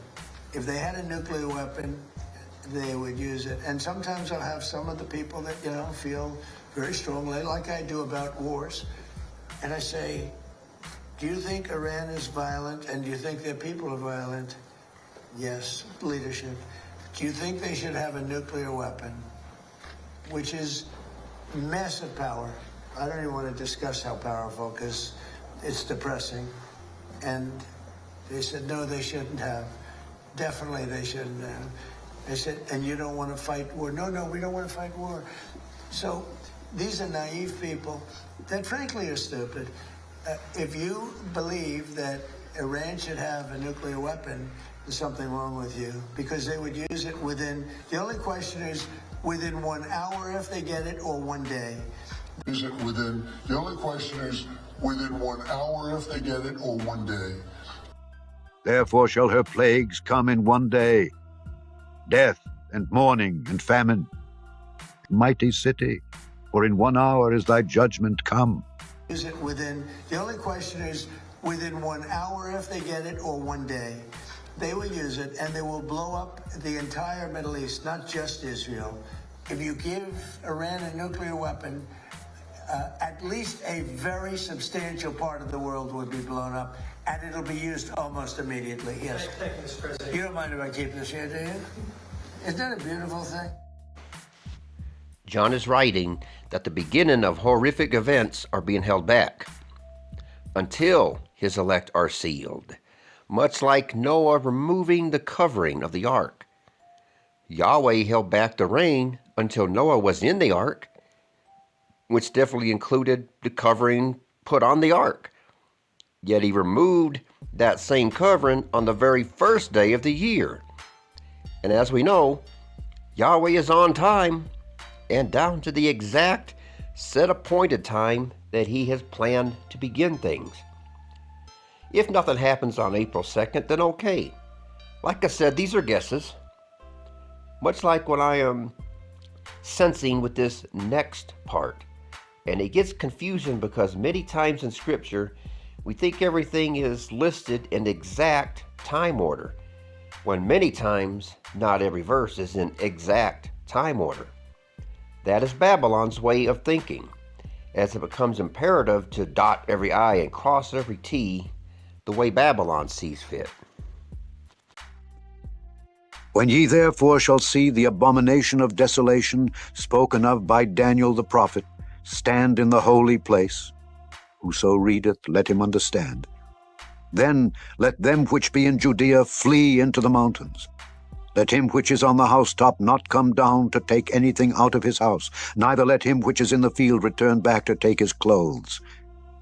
And woe unto them that are with child, and to them that give suck in those days. But pray ye that your flight be not in the winter, neither on the Sabbath day.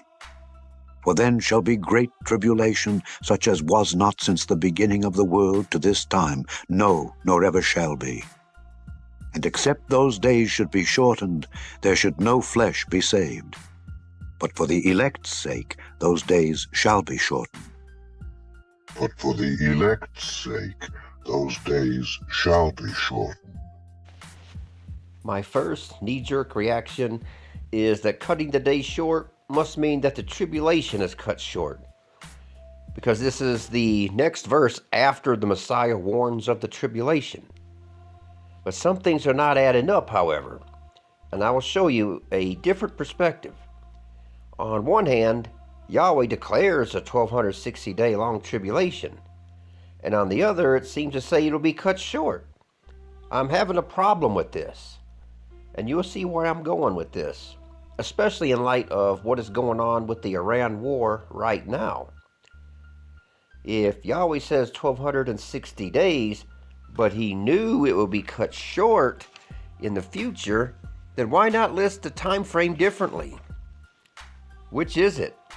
A full 1260 or most of a 1260? After thinking on this one over and over, it started to hit me, as I realized that I walked right on past the very clue that says it all to me. Emmanuel lists all of the events so far in this chapter and ends it with a great tribulation is coming statement. And then the days had to be cut short. But what days are cut short? And most importantly, why? The days building up to the tribulation must be cut short, or there will not be anyone left to even have a great tribulation. And the biggest clue is that he is cutting the days short for the elect's sake. If it is near the end of the tribulation, then why cut it short for the elect's sake when really the job is already done? To me, that doesn't make sense. What does make sense is he must cut the days short earlier and to keep all-out nuclear war from happening so that the elect can rise up into their callings. For the sake of this move taking place, all-out destruction must be prevented so that the 144,000 can rise up. But if Satan can cause all-out nuclear war and nobody is left, then Satan wins and he cannot be cast out of heaven. And she, being with child, cried, travailing in birth, and pained to be delivered. And there appeared another wonder in heaven, and behold, a great red dragon, having 7 heads and 10 horns, and 7 crowns upon his heads.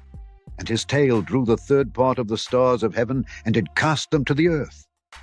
And the dragon stood before the woman which was ready to be delivered, for to devour her child as soon as it was born. And she brought forth a man-child, who was to rule all nations with a rod of iron. And her child was caught up unto God and to his throne.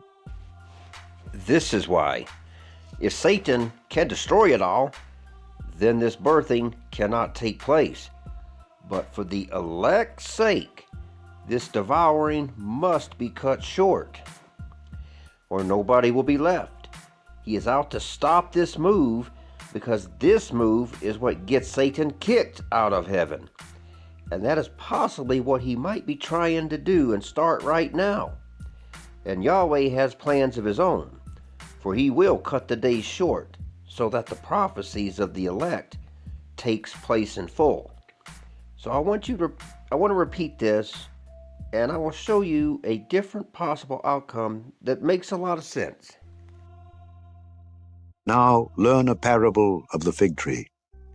When his branch is yet tender and putteth forth leaves, ye know that summer is nigh. So likewise ye, when ye shall see all these things, know that it is near, even at the doors. And I beheld, when he had opened the 6th seal, and lo, there was a great earthquake, and the sun became black as sackcloth of hair, and the moon became as blood. And the stars of heaven fell unto the earth, even as a fig tree casteth her untimely figs when she is shaken of a mighty wind. And the heaven departed as a scroll when it is rolled together, and every mountain and island were moved out of their places. And the kings of the earth, and the great men, and the rich men, and the chief captains, and the mighty men, and every bondman, and every free man, hid themselves in the dens and in the rocks of the mountains, and said to the mountains and rocks, Fall on us, and hide us from the face of him that sitteth on the throne, and from the wrath of the Lamb.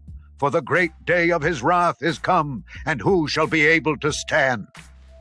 At first, the king told us to learn and to catch on to what he means by the fig tree.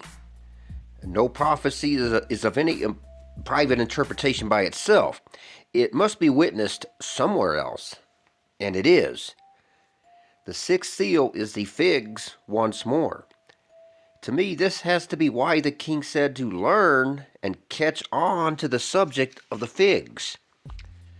From everything I suspect here, this 6th seal looks to be what cuts the days short, lest I be wrong. You might ask, why do I say that? Simple. These figs are falling down, at least from John's point of view. It appears to be as stars falling down to the earth, I would think. In other words, missiles on their way to the targets. Untimely figs fall at late winter, or as its beginning of summer, which is the first day of the year. Now, when I read of the 6th seal and that the first day of the year is near, I remember Noah was 600 years old when the flood began, and we are exactly 2,000 years from when Emmanuel began his ministry. But something is out of place. We see that the government and whoever is already in the bomb shelters as this earthquake begins. That part doesn't make sense at first. There is no way that they can predict when a major earthquake is going to happen and then be in the bomb shelters before it all goes down. But when it comes to nuclear war, they can predict it and be there in time, symbolized by the falling figs. So here is my suspicion. I suspect that they will know all-out nuclear war is going to happen and go to the bomb shelters. A certain percentage of nuclear missiles will begin raining down and will hit their targets as Satan is trying to take everybody out.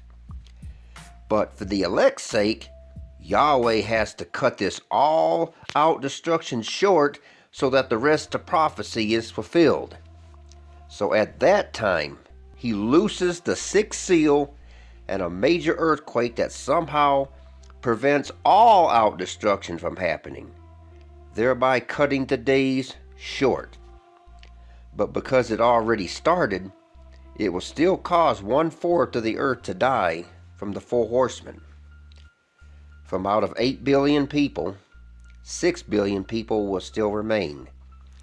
So he is holding it all back till his elect are sealed, even as Noah in the ark, and Israel was protected in the Passover back in Egypt.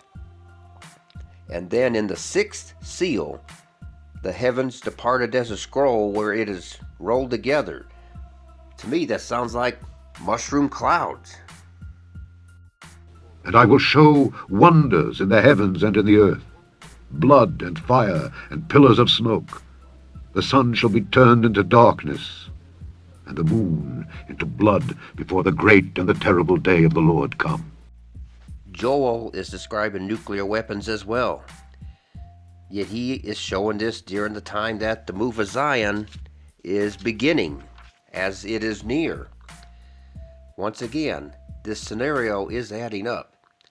It may not happen this way, but just in case, maybe consider it so as to be prepared however it turns out. So our question is, when will it happen? Are we on top of it? Or is this yet another letdown? And no, it is not going to be fun at all. But until these things begin to happen, then no move of Zion will ever begin.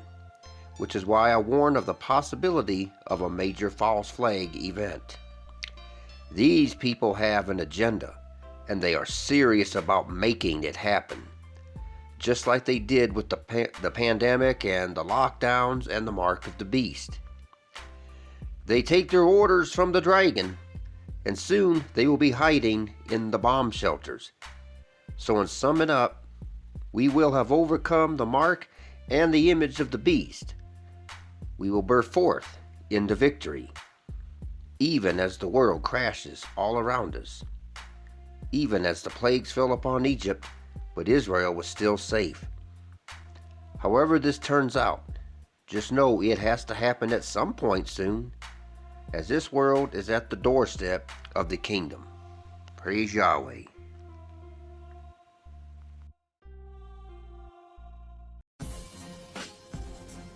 Yeah, hey guys, good morning. A lot of developments on the energy front overnight after Israeli forces struck the South Pars gas field in southern Iran. This was a strike that, according to Israeli officials, was coordinated with the United States.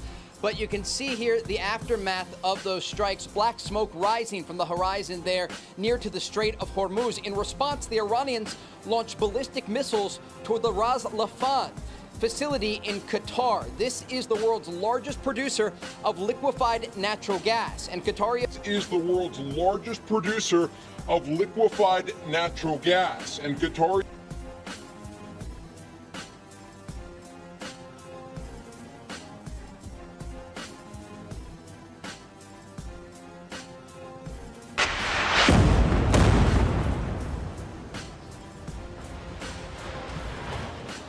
Saw moments ago to Dover Air Force Base in Delaware to attend the dignified transfer of 6 American service members who were killed in the crash of a refueling aircraft over Iraq.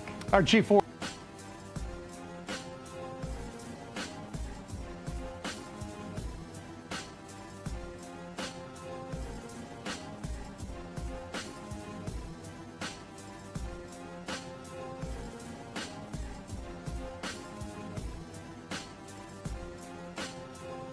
Iran, the bully of the Middle East. And you could have never had the Abraham Accords. You could never have had peace in the Middle East. Now you're going to have peace. And he shall magnify himself in his heart, and by peace shall destroy many.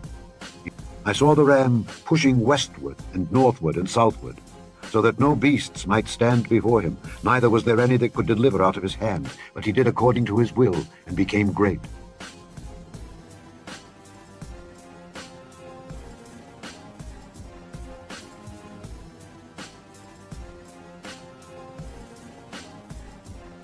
And he came to the ram that had 2 horns, which I had seen standing before the river, and ran unto him in the fury of his power. And I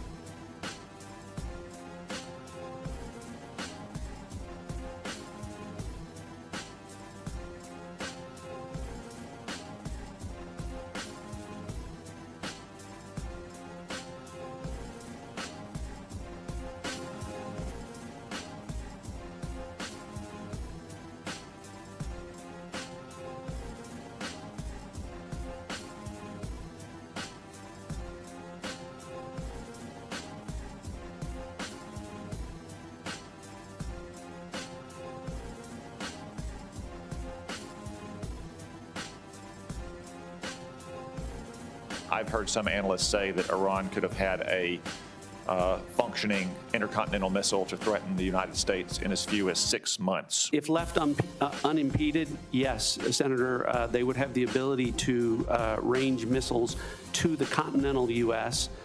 It's one of the reasons why degrading Iran's missile production capabilities that is taking place right now in Operation Epic Fury is so important to our national security. What I took away from that is if you have the CIA director and the chairman of the Senate Intel Committee both saying that they've heard this, and the CIA director confirming it, it means that they're trying to tell us something that they could probably expand on if we all had classified clearance. Yeah, Dan, that's exactly right. Look, we've long warned at FDD that Iran has had an active intercontinental ballistic missile program. I mean, they've got a space launch vehicles that they're putting up into space. Those are not for weather satellites. They're not looking for better, meteorological analysis. What are they looking for? They're looking for a intercontinental ballistic missile that has a nuclear warhead that can threaten the United States and threaten the homeland. So large. And a rare rebuke of Israel from the US president.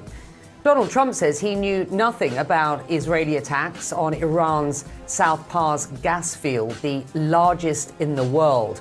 The president posted on social media, no more attack will be made by Israel on the area unless Tehran retaliates against Qatar, which of course shares the gas field with Iran.